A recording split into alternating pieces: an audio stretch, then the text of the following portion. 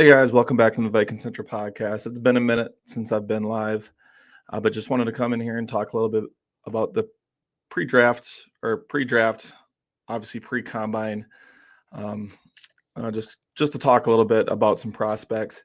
And Kevin O'Connell and Kwesi Adolfo-Mensah are going to be talking here in like the next, 45 minutes, hour or so. They're going to be at the podium in Indianapolis, so it's going to be a lot of fun. Going to kind of figure out what they kind of want to do here. Obviously, they're not going to tell us all their secrets, but it's going to be fun to hear from both Kevin and Kwesi for about 15 minutes each. And hopefully we hear some hard-hitting questions from the media. Before we get into the video, I do want to shout out our sponsor, Stead Foods. Check out Stead Foods, a Minnesota-based candy company specialized in delicious chocolate bars. They have something for everyone, and of course, my personal favorite, caramel crack, will keep you coming back for more. It is just super delicious. Use code VC10 for 10% off and use the link on the screen or in the description. Again, use code VC10 for 10% off and use the link on the screen or in the description. All right, if you're on Twitter, if you're on YouTube, thank you for joining in. If you're on YouTube, hit that like and subscribe button. It's the best way to support us. Obviously, support us with Stead Foods as well. They're a really good company, Minnesota-based and everything like that. But let's get into some pre-combine talk here. Again, Kevin O'Connell and Kwesi Adolfo-Mensah are going to be talking here in the next hour or so. Going to be looking at a lot of different prospects. Obviously, there's quite a bit of holes that need to fill out this roster, just depth-wise. And, free agency is going to tell us a lot as well. So it's going to be interesting to see how that's all going to play out. But, at the end of the day, there's going to be a lot of prospects that we got to look at. And I'm going to kind of pinpoint some that I'm kind of interested in seeing in Indianapolis, and then obviously leading up to the draft. But, there's could be talks also centered around maybe Sam Darnold at the combine, or other trade talks like Jonathan Allen was just seeking a trade from the Washington Commanders. He is 30 years old, but that's a guy that the Vikings could look at if he's released, or maybe if it's a trade option.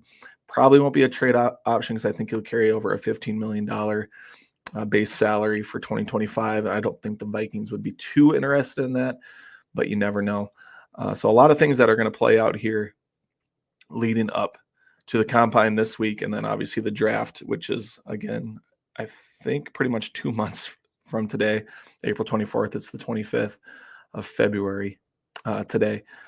All right, let's hop into this a little bit here. Again, just want to talk some prospects with you guys. So this is a little bit of schedule here for the combine, just so everyone knows. This is helping me too. So place kickers, we're good with place kicker.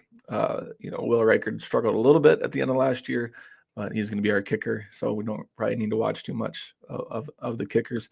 But defensive linemen, linebackers, two options that I could see us in the draft being interested in. We only have 4 picks right now, but I keep saying I hope Kwesi gets like 6 or 7 by the end of the draft, and then those guys will be Wednesday, Thursday, Friday. They have different sessions going on for those guys. Then defensive backs, tight ends.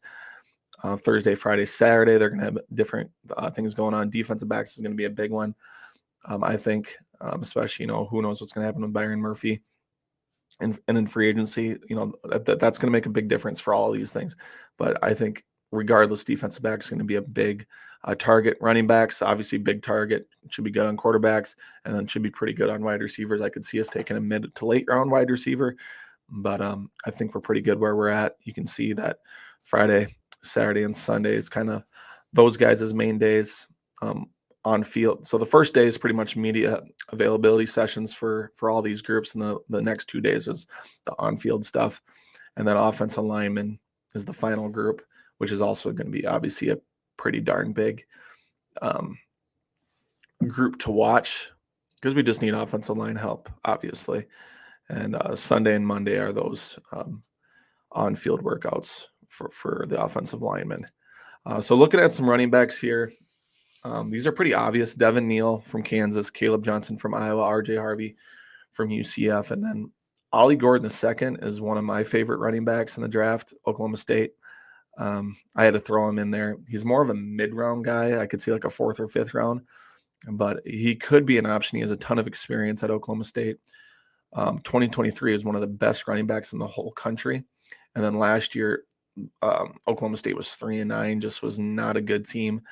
Rarely was in running situations because they're always trailing, and he just did not have a good year, and their offensive line was absolutely horrible.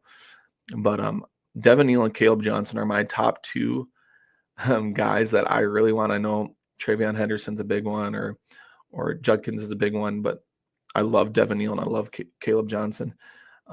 Just really two good running backs. They both play a little bit different. Devin Neal is more of a shifty back, has a really good speed, but can also break tackles and kind of has that more of a home run feel to Devin Neal. But Caleb Johnson, more of a punisher. He's going to run pretty good at the combine, I think, in the mid 4.4s. RJ Harvey's very shifty, one of the probably the shiftiest running backs in the draft. So I feel like if they took RJ, they'd want more of a bell cow to pair with him because he's only 5'8", and he's not a very good pass protector, but he's very shifty, very fast. Just a really good, solid running back. But those are my top 4 guys to watch. They're all at the combine. I think one of these guys could for sure be a Viking at the end of the draft here in April. Offensive lineman, Tyler Booker, that's pretty obvious. Former high school teammate of J.J. McCarthy, played at Alabama. Just really rock solid guard, really good technique and everything like that. Has good power strength, and just a really good guard. I think would fit in and be a day one starter for the Vikings. Gray Zabel, I know Mel Kiper just mocked him to the Vikings this morning in his mock, and people were really a fan of it because people thought he's a tackle. But I could see him being a guard or a center in the NFL, and he's just a mauler. He's tenacious, something the Vikings sorely need in the offensive line room there. Donovan Jackson, Ohio State, a guy that I've seen mocked to the Vikings as well, more of a guard, 6'4", pretty big bodied, played in the Big Ten. I love Big Ten offensive linemen. I know Pat Elflein was from Ohio State, and he did not work out too hot for the Vikings, but I think Donovan Jackson could be another day one. All 3 of these guys could be day one starters and all options at pick number 24. Jackson and Booker could be even available if there's like a trade back situation for the Vikings towards the end of the first round or the beginning of the second. I think they'll both still be available. But that could change after the combine and the pre-draft process as well. So there's a few offensive linemen I think to just keep an eye on. Could all be day one starters for the Vikings and make a difference. Defensive lineman, Derek Harmon, Oregon, Cam Jackson, Florida, TJ Sanders, South Carolina, and Deion Walker, Kentucky. Derek Harmon, just a big-bodied defensive lineman, can take up a lot of space, can also get after the passer. I think he's a real option at pick 24 if he's available. If he is, I think it's a stick and pick for the Vikings because I think they'd fill a need and just be that run stopper who could also get after the passer. Again, just a big-bodied guy who I think could be a big impact player for Brian Flores in that defense. Cam Jackson, more of a mid to later round guy, but he already has a meeting scheduled with the Vikings, so I throw him on here, and I do really like him. I think Brian Flores would do a great job with him. TJ Sanders, South Carolina, just a very violent interior defensive lineman. That first punch is ridiculous. He can just make an impact right away, and you will notice him on the football field when he's on the defensive line. Just can get after it. And he doesn't always show up on the stat sheet, but he does a lot of the little work. He can crash into centers and make a difference and open up holes for other defenders to get after the quarterback. Deion Walker, very, very raw, but if he hits, like he's going to be a beast if he hits. And I trust Brian Flores with Deion Walker. Like a third-round guy, go for it. Go for it, honestly. I would love him in Brian Flores' system. Again, a handful of defensive linemen that I think we should really look at. A couple that could be a first, second round. Again, Derek Harmon, probably stick and pick at 24. Cam Jackson, more of a mid-round guy. Deion Walker, more of a mid-round guy. TJ Sanders, I think, wouldn't be a guy at 24, but another trade back target at the end of the first or early second. Lastly here, defensive backs, Zaya Alexander from LSU, Nick Amanwari from South Carolina, Quincy Riley, Louisville, and Noel Williams, California. Zaya Alexander, LSU, SEC guy, can really cover He can really cover wide receivers. And, Durante Jones, former LSU coach, coach at LSU, wasn't the head coach or anything like that, but could still have some connections. And I think he'd be a big fan of Zy Alexander. So that could be a connection there. Nick Amonwori just looks like a football player. He's a wrecking ball. Um, would be amazing in Brian Flores' system. He is a safety, and I know safety isn't a specific need right now, but we don't know what's going to happen with Cam Bynum or Harrison Smith at this point. So that could be an option. I would absolutely love him in Flores' system. He's one of my draft crushes. Quincy Riley, Louisville, just a good cover guy, more of a mid-round guy. Pretty sticky in coverage. He can tackle. Again, a mid-round option for the Vikings. Noel Williams, California. He's pretty versatile, can play corner, can play safety. He might actually play more safety in the NFL. And, watching Score North and Thor Nystrom talk about him a little bit, Cam Bynum, pretty similar traits, and they both went to Cal.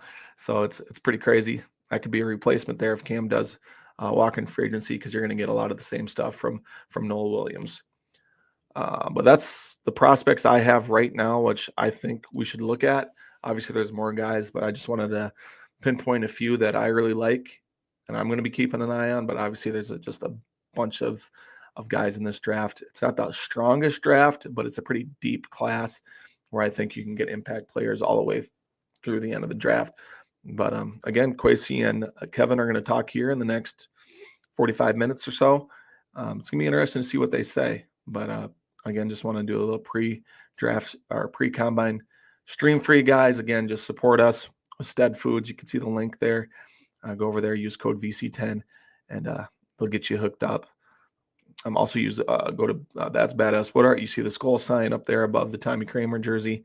Use code VC15. He's all over Twitter. Does a fantastic job. That's Badass Wood Art. Use code VC15. If you're on YouTube, hit that like and subscribe button. Follow us on Twitter. Obviously, got a great following over there. Love you guys. Skull, God bless.